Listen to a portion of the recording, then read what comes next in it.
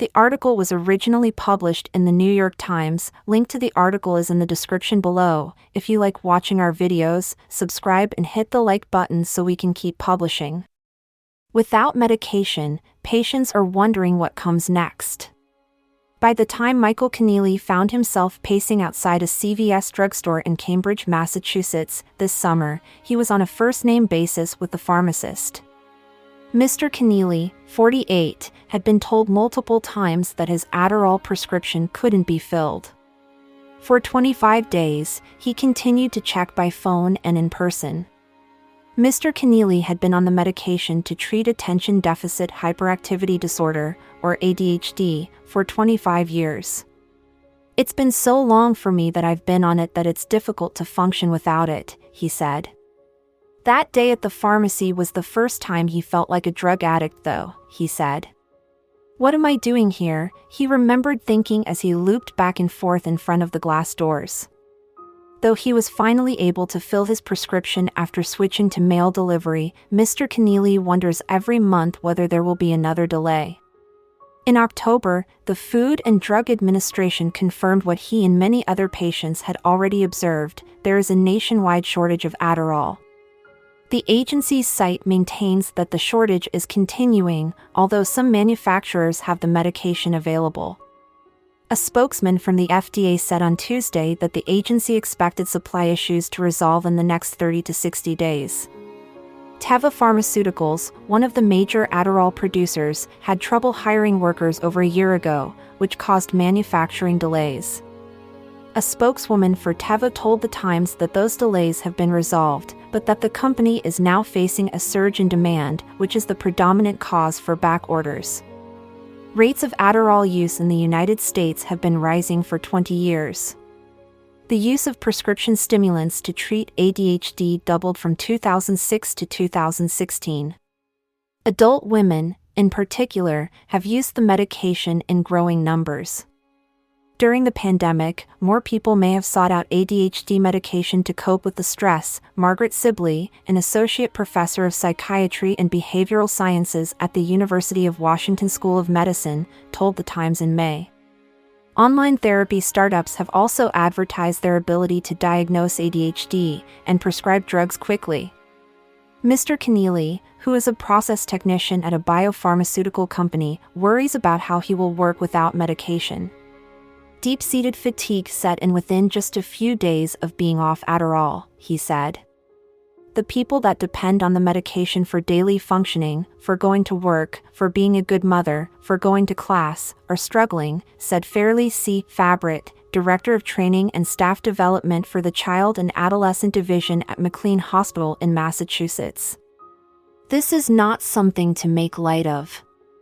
After an initial withdrawal period subsides, typically after a week or two, people still have to confront what comes next, as they face an unknown stretch of time without Adderall. It plays mind games with you," said Mary Romby Barbian, a senior at the University of Mississippi who missed class to drive nearly 2 hours to the only pharmacy she could find with Adderall. "You're like, oh my gosh, am I really this reliant on the medicine?" Thomas Mandat, 24, who was diagnosed with ADHD in the 3rd grade, hasn't been able to fill his prescription for a month. In his first 2 weeks without medication, he was so exhausted he couldn't eat. He forced himself to choke down protein shakes. On his 3rd day without medication, he sat down at his desk at a financial services company in Las Vegas and felt as if his head were filled with sludge. He described feeling as if he were in a zombified state. "It's like if you sleep 8 hours, but it feels like you only got 3, he said. Not every patient who suddenly goes off Adderall will experience withdrawal, Dr. Fabret said. But those who do may grapple with mood swings, irritability, appetite suppression, and, in severe cases, suicidal thoughts. They might also experience headaches, jitteriness, intense fatigue and gastrointestinal distress, said Dr. Anish Dubey, chair of the American Psychiatric Association's Council on Children, Adolescents, and Their Families. Bridget Groves, Senior Director of Practice and Professional Affairs at the American Pharmacists Association, said the chance that patients would experience withdrawal symptoms increases the longer they have been taking Adderall and the higher their doses. But even patients on a low dose of Adderall can experience withdrawal, Dr. Dubey said. Short-acting Adderall may also be more likely to induce withdrawal symptoms than the extended-release version of the medication, which stays in the body longer, he added. In addition to withdrawal, Dr. Dubey said the ADHD that prompted patients to start medication in the first place can become even more severe when they stop medication abruptly. Snezana Kostornova, 31, a psychology student who was on Adderall until 2 months ago, has been struggling with rebound symptoms. A few weeks ago, she turned on her bathroom sink to hand wash clothes but got distracted when she went to get soap. She watered her plant, then she started browsing for curtains online until water sloshed over her feet. Ms. Kostornova said she is just trying to get through the Adderall shortage day by day. She sometimes wears earplugs when she leaves home because the noises outside can be overstimulating, a symptom of ADHD. Ms. Kostornova isn't sure how to plan for her future without a clear timeline for when the shortage will end. She wonders if she should postpone grad school. Should she tell her professors that she has hit a wall? Responding to texts from family and friends feels draining without her medication. Should she explain that to them? You just think, how much can you do without having your deck of cards fall down, she said. Without Adderall, Edward Denola, 35, a game programmer and designer in Orlando, has become almost nocturnal. His sleep schedule is piecemeal and unpredictable. After a week without medication, he went to bed one day at 7 in the morning. It's a bit of a curse to not have control over your own energy, he said. He was diagnosed with ADHD in his early 30s and found that Adderall is like glasses for my brain, he said. It brings me into focus and gives me a little more control. Having taken Adderall for the last 12 years, Natalie Rothstein, 24, who uses they/them pronouns, said that being unable to access it is a safety concern. They have been tightly rationing their doses over the last month, scared that one day they won't be able to refill their prescription. They're scared of blowing through a red light while driving through Los Angeles. At their neuroscience research job, they worry about forgetting to warn patients to take off jewelry before going into the MRI machine, which can cause skin burns. For those who do go through withdrawal, there aren't many solutions for handling the depression and fatigue that can come with an Adderall crash, Dr. Grove said.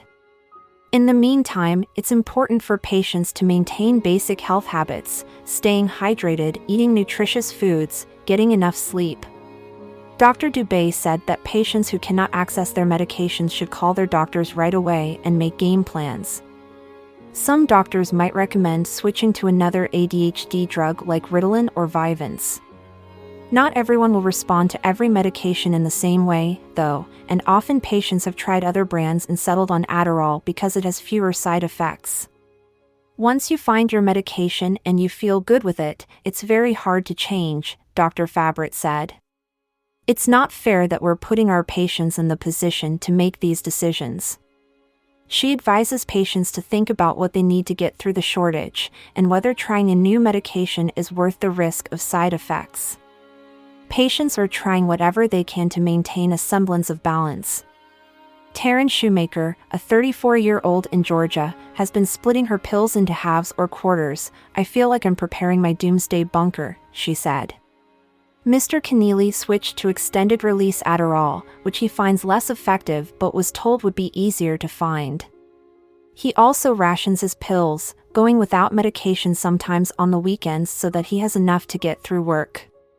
Pausing on Adderall isn't an uncommon practice, Dr. Grove said. Some patients take medication holidays, even when there is not a shortage, but they should only do so in consultation with their prescribers, she said.